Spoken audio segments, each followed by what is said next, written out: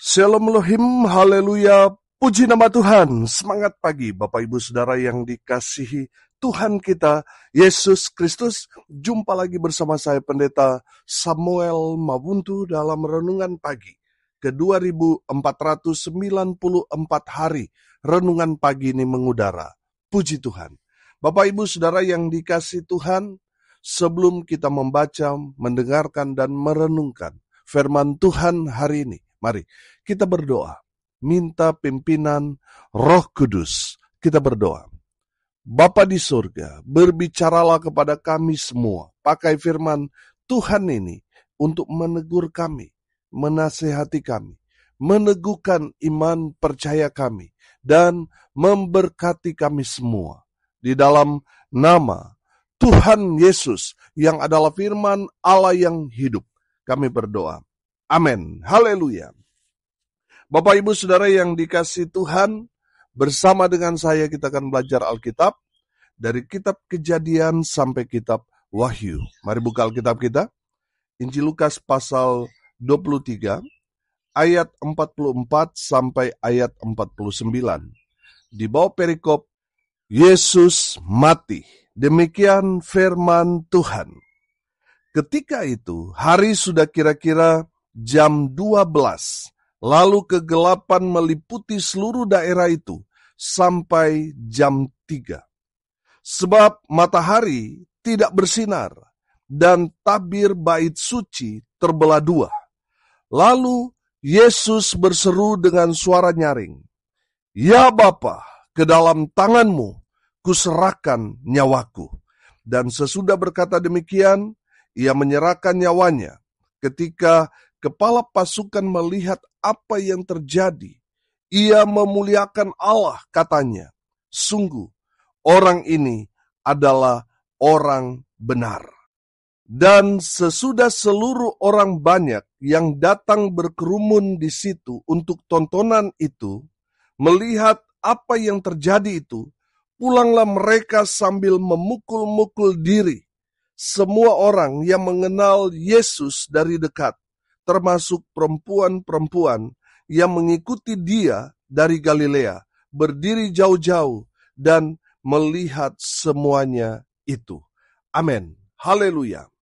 Bapak Ibu Saudara yang dikasihi Tuhan, dari firman Tuhan ini memberikan kita informasi apa yang terjadi ketika Tuhan Yesus mati di atas kayu salib itu.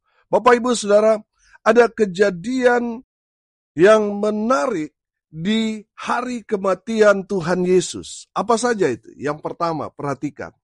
Ada fenomena alam terjadi. Perhatikan ayat 44. Ketika itu, hari sudah kira-kira jam 12. Lalu kegelapan meliputi seluruh daerah itu sampai jam 3. Ayat 45. Sebab matahari tidak bersinar. Haleluya. Saudara yang dikasihi Tuhan, ada fenomena alam yang terjadi, saudara, pada saat Tuhan Yesus mati. Pada saat itu 3 jam terjadi kegelapan meliputi seluruh bumi. Oh haleluya. Saudara yang dikasihi Tuhan, firman Tuhan berkata matahari tidak bersinar. Saudara yang dikasihi Tuhan, kalau kita melihat dalam Injil Matius pasal 27 ayat 51, ada terjadi gempa bumi yang dahsyat hebat terjadi di saat Tuhan Yesus mati. Bapak Ibu Saudara yang dikasihi Tuhan, kalau kita melihat dalam kebenaran firman Tuhan ini, kalau bisa saya alegorikan saudara, matahari tidak bersinar dan terjadi kegelapan selama 3 jam. Kalau bisa saya alegorikan saudara, ini tanda duka cita yang mendalam alam semesta ketika melihat Yesus yang adalah anak Allah itu menyerahkan dirinya, mati di atas kayu salib. Saudara yang dikasihi Tuhan, kalau saya juga bisa alegorikan, gempa bumi yang hebat, dahsyat terjadi pada saat itu menandakan bahwa alam semesta geram, marah kepada manusia yang menyalibkan Yesus. Alam semesta berduka karena kematian Yesus Kristus. Tandanya ada kegelapan dan terjadi gempa bumi yang hebat terjadi pada saat itu.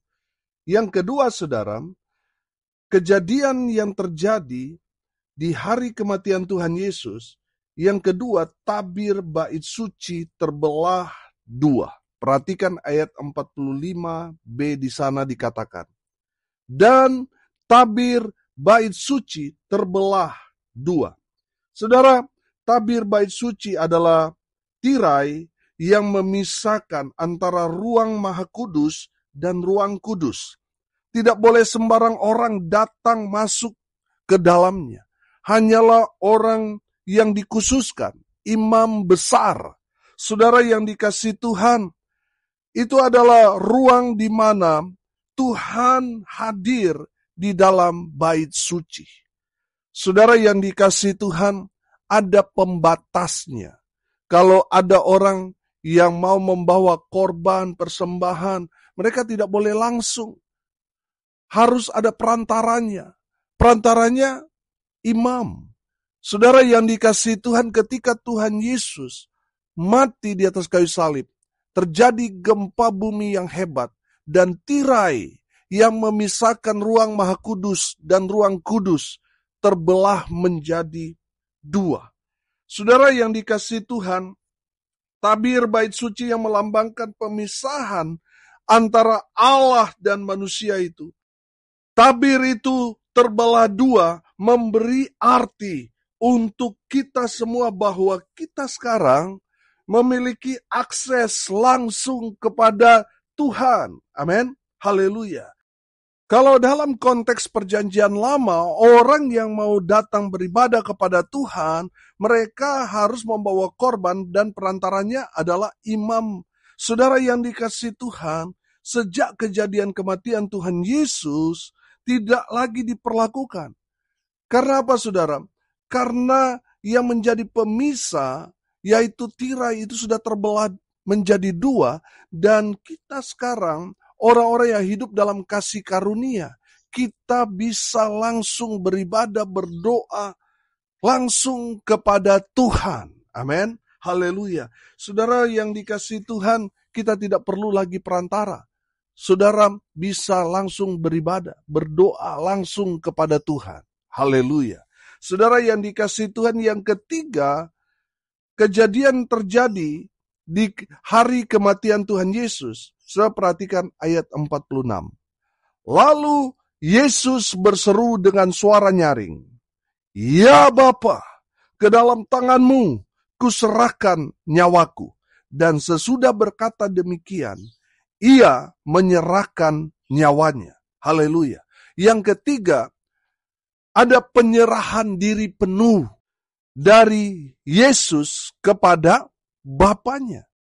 Haleluya. Saudara yang dikasihi Tuhan, banyak orang di luar sana yang tidak tahu bahwa Yesus itu adalah Tuhan dan Dia adalah manusia sejati. Dalam konteks kebenaran firman Tuhan ini, Tuhan Yesus menyerahkan dirinya penuh kepada Bapanya. Artinya, Dia meletakkan semua sifat-sifat Allahnya. Saudara yang dikasihi Tuhan, kalau Yesus masih menggenakan sifat Allahnya di dalam dirinya, sudah pasti Dia tidak akan mati. Dan kalau Yesus tidak mati, maka korban itu tidak sah. Saudara yang dikasihi Tuhan, kita harus paham dulu konsep keselamatan orang-orang Israel. Mereka harus membawa hewan korban, dan itu memang harus bersih, harus kudus, tidak ada celah. Lalu korban itu harus disembelih, mati, darahnya dicurahkan, lalu dipersembahkan. Saudara yang dikasihi Tuhan, oleh karena itu Yesus harus meletakkan sifat Allahnya supaya apa? Supaya Dia mati. Saudara yang dikasihi Tuhan, kematian Yesus memberikan keabsahan bahwa korban keselamatan itu sah. Makanya Yesus harus mati dengan cara meletakkan semua sifat-sifat Allahnya. Saudara yang dikasihi Tuhan, ini yang banyak kali orang tidak paham. Makanya mereka selalu berkata, oh kalau dia Tuhan kenapa dia mati? Kenapa Tuhan bisa mati? Saudara yang dikasihi Tuhan, pemikiran mereka yang dangkal itu, yang mereka tidak paham, lalu mereka seolah-olah mengejek, menghujat. Kenapa Yesus kalau dia Tuhan dia mati? Mereka tidak paham konsep keselamatan ini. Yesus mati karena dia menyerahkan dirinya. Kalau Yesus tidak menyerahkan dirinya, nggak akan mati, saudara. Saudara yang dikasihi Tuhan, supaya sempurna korban keselamatan dari Tuhan untuk kita manusia sekali untuk selama-lamanya. Yesus harus mati menjadi korban keselamatan bagi kita semua umat manusia. Yang percaya kepada Yesus pasti selamat. Amin. Haleluya. Saudara yang dikasihi Tuhan, saya mendengar, melihat di media sosial, saudara, banyak sekali orang-orang dari seberang menertawakan kejadian kematian Tuhan Yesus. Saudara, mereka lupa bahwa Yesus bangkit pada hari yang ketiga. Amin. Itu menandakan bahwa dia benar-benar Tuhan yang membuktikan bahwa apa yang dia katakan semua benar-benar terjadi. Sudah 4 kali Tuhan Yesus memberitahukan kepada murid-muridnya apa yang akan terjadi pada dirinya. Dan semuanya tepat dan benar. Oh haleluya. Itu artinya apa? Semua yang dikatakan Yesus, semuanya tergenapi, semuanya pasti terjadi. Yesus layak untuk kita percaya. Sementara ada banyak sekali ajaran-ajaran di luar sana. Oh ikut saya kamu pasti masuk surga. Tapi ternyata yang mengajarkan, yang memberikan pengajaran itu masih terkubur di dalam tanah. Saudara, bagaimana saudara bisa masuk dalam logika? Saudara percaya kepada orang yang menawarkan surga padahal dia masih terkubur dalam tanah. Yesus benar dia mati, tapi pada hari yang ketiga dia bangkit, dia naik ke surga. Dia menyediakan tempat buat kita semua. Oleh karena itu saudara yang dikasihi Tuhan, jangan berkhianat. Jangan jadi Yudas. Jangan menyangkali Yesus. Karena apa saudara? Karena iman percaya kita itu bicara tentang keselamatan kekal. Bukan keselamatan yang sementara di dunia ini. Oke lah saudara yang berkhianat di dunia ini, saudara menikmati 30 keping perak yang saudara jual itu. Saudara yang dikasihi Tuhan, tapi pada ujungnya saudara akan menyesal tapi sudah terlambat. Saudara yang dikasihi Tuhan, memang ikut Yesus, memang harus menderita. Tapi ujungnya menuju pada keselamatan kekal. Amin. Haleluya. Bapak Ibu Saudara yang dikasihi Tuhan, dari kebenaran firman Tuhan ini kita dapat menangkap pesan bahwa hidup kita milik Tuhan. Amin. Serahkan saja kepada Tuhan.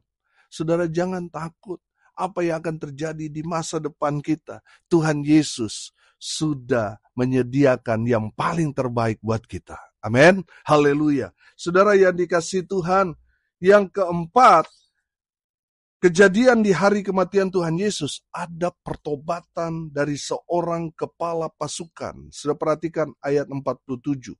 Ketika kepala pasukan melihat apa yang terjadi, ia memuliakan Allah, katanya, sungguh orang ini adalah orang benar. Saudara yang dikasihi Tuhan, saya menangkap di sini bahwa kepala pasukan ini pada akhirnya dia bertobat. Nah, saudara yang dikasihi Tuhan, saya pernah beberapa waktu yang lalu nonton film, kalau tidak salah judulnya Rob atau Juba, di mana seorang kepala pasukan ini, dia mengalami Tuhan ketika dia melihat Yesus disalib dan semua yang terjadi di hari-hari penyaliban Yesus, kematian Tuhan Yesus, dia lihat, akhirnya dia bertobat, saudara. Bapak Ibu Saudara yang dikasihi Tuhan, kalau kita melihat kepala pasukan ini orang yang bertanggung jawab, yang menghukum Yesus, yang mencambuk Yesus, yang memaksakan Yesus untuk memikul salib dan memakukan Yesus di atas kayu salib itu, orang yang paling bertanggung jawab adalah kepala pasukan, karena dia yang memerintahkan tentara Roma untuk mencambuk, untuk memakukan, menyalibkan, dan lain sebagainya. Saudara, yang menariknya, kepala pasukan, komandan dari tentara-tentara Romawi pada saat itu yang mengantar Yesus sampai di atas kayu salib itu, bertobat. Dia mengalami Tuhan. Saudara yang dikasihi Tuhan, saya tidak tahu masa lalu saudara seperti apa. Saudara, yang jelas kepala pasukan ini orang-orang yang sangat bertanggung jawab pada kematian Yesus. Dia mengalami Tuhan di hari penyaliban Yesus. Saudara yang dikasihi Tuhan, artinya apa? Tidak ada kata terlambat. Kalau kita belajar beberapa hari yang lalu, saudara, tentang seorang yang disalibkan di samping Yesus, yang tadinya mereka berdua sama-sama menghujat Yesus. Kalau engkau Mesias, kalau engkau Tuhan, selamatkan dirimu dan selamatkan kami. Saudara yang dikasihi Tuhan, salah satu dari orang yang disalibkan bersama-sama dengan Yesus, dia bertobat. Amin. Artinya apa, saudara? Artinya belum ada kata terlambat. Kalau saudara masih mendengarkan firman Tuhan berbicara kepada saudara, saya mau pastikan saudara belum terlambat. Kecuali saudara sudah tidak mendengar firman lagi, artinya saudara sudah mati, itu artinya saudara sudah terlambat. Jangan sia-siakan dirimu. Respon firman Tuhan ini sebelum saudara terlambat. Bertobatlah sebelum semuanya dikatakan terlambat. Yang terakhir, saudara, kejadian atau peristiwa di hari kematian Tuhan Yesus, ada kemuliaan Tuhan terjadi. Amin. Sudah perhatikan apa kata kepala pasukan ini? Ia melihat apa yang terjadi, ia memuliakan Allah, katanya sungguh orang ini adalah orang benar. Haleluya. Bapak Ibu Saudara yang dikasihi Tuhan, dari kebenaran firman Tuhan ini, walaupun memang mungkin kalau dari segi waktu, saudara, kepala pasukan ini melihat ini sudah terlambat pengakuannya dia bahwa Yesus adalah orang benar. Saudara yang dikasihi Tuhan, tapi setidaknya kita dapat melihat bahwa kepala pasukan ini memuliakan Tuhan di kematian Yesus Kristus di atas kayu salib. Haleluya. Bapak Ibu Saudara, dari kebenaran firman Tuhan ini kita dapat melihat semua orang berduka. Bahkan alam semesta, tadi saya katakan, turut berduka di hari kematian Yesus. Saudara, semua orang berduka, alam semesta berduka. Di balik kedukaan itu, saya melihat di sini, wow, luar biasa, ada kemuliaan Tuhan. Amin. Haleluya. Bapak Ibu Saudara, hari ini kita belajar apa yang terjadi di hari kematian Tuhan Yesus. Ada fenomena alam terbesar terjadi, di mana matahari berhenti bersinar, ada gempa bumi yang hebat terjadi. Saudara yang dikasihi Tuhan, itu terjadi di mana Tuhan Yesus mati. Yang kedua, tabir bait suci terbelah dua. Tabir yang memisahkan ruang Maha Kudus dan ruang kudus terbelah menjadi dua. Artinya, tidak ada lagi pemisahan. Kita, umat Tuhan, dapat beribadah kepada Tuhan tanpa perantara.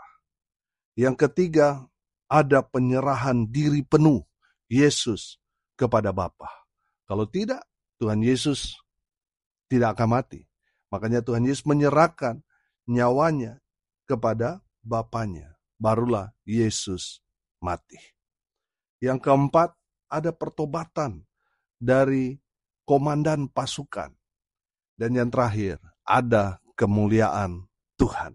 Amin. Mari kita berdoa. Terima kasih Bapa di surga atas kebenaran firman yang menguatkan iman kami. Berkati semua pendengar dimanapun mereka berada. Tuhan memberkati hidup mereka, rumah tangga mereka, usaha, pekerjaan, pelayanan mereka dibuat beruntung, berhasil dalam segala hal. Mereka yang sakit, Tuhan sembuhkan. Mereka yang lemah, Tuhan kuatkan. Hibur mereka yang berduka cita.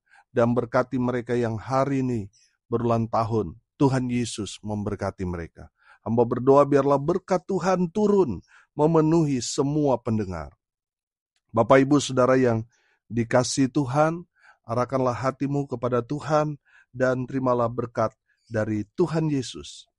Tuhan memberkati engkau dan melindungi engkau. Tuhan menyinari engkau dengan wajah-Nya dan memberi engkau kasih karunia. Tuhan menghadapkan wajah-Nya kepadamu dan memberi engkau damai sejahtera. Di dalam nama Tuhan Yesus, sumber segala berkat. Bapak Ibu Saudara yang percaya, diberkati Tuhan, katakan amin. Puji Tuhan.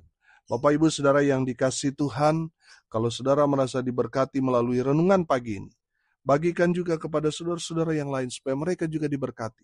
Karena untuk itulah kita dipanggil, untuk jadi berkat. Salam kasih dari Bali. Saya Pendeta Samuel Mawuntu. Sampai jumpa besok pagi. Tuhan Yesus memberkati kita semua. Haleluya.